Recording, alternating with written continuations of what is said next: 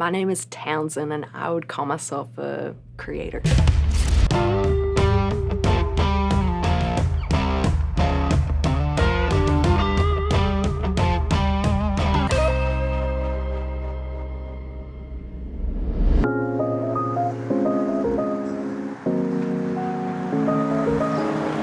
I am a creator, musician, singer, songwriter, all combined into one. I'm also a podcaster. Yeah, just creating art in any form and fashion is one of my passions. So my music genre, I would put under singer, songwriter, acoustic. Some people say it has a little country Americana twist to it, but I would say it's just Townsend. So music has always been a huge part of my life. I love music, I've always been around it. There's been some type of musical instrument everywhere, every time I turned around. My older brother was in a rock band, and he had his drum set. I was not allowed to touch it as a younger sister, so of course I wanted to touch it. So my goal was, I'm gonna play those drums, and I'm gonna play them well. So I would sneak in there every day when he would leave to hang out with friends. I would just go to town on his drum set, make sure to clean it up perfect before he got back. And so I was in there just crushing on the drums, going to town, and his bandmates walk in, and they're like, oh my gosh, we thought you were your brother. So then they want me to jam. So my brother gets home and he's like, so not only was I playing on his drums, they were like, dude, she's good. He was like, get out, this is my band.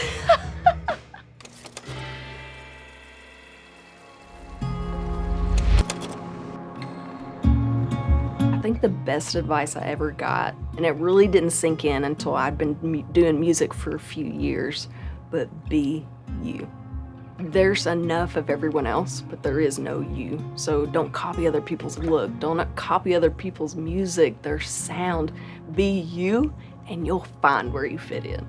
I love being a creator, especially a musician, because we spill our diary hoping somebody will feel what we feel and relate to how we feel. And because those few compliments that you get here and there, the people that are like, you helped me get through a hard time.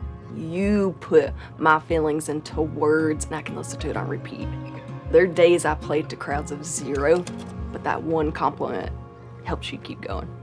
People have no idea how much work it takes to be a creator, especially a musician, a podcaster. All of those things take so much work.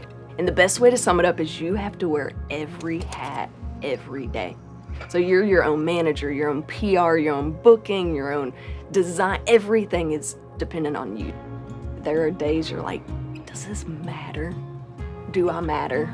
I put in hours. There's no clock. So you don't clock in, you don't clock out. I find myself working in the middle of the night, the minute my eyes open, the minute my feet touch the floor.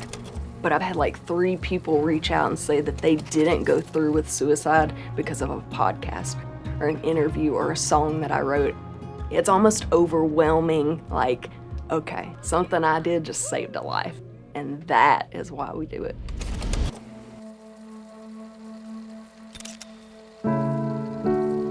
I think the biggest thing that really made me dive deep into music was in 2016, I lost my drummer, my best friend. I would call him my security blanket because he's what made me feel confident. That shy little girl was still scared to get up on stage.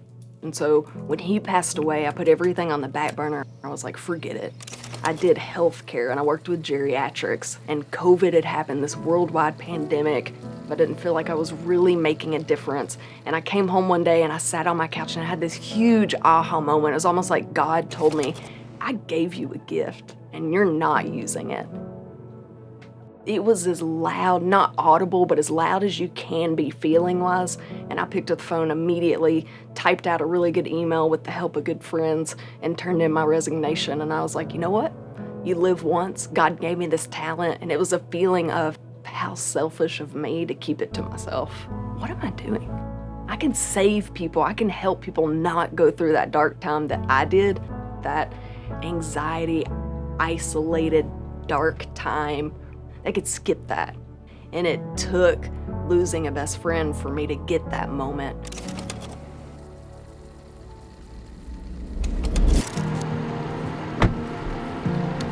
We're ready. If I could have breakfast with my young self, oh man, one, I'd give her a huge hug.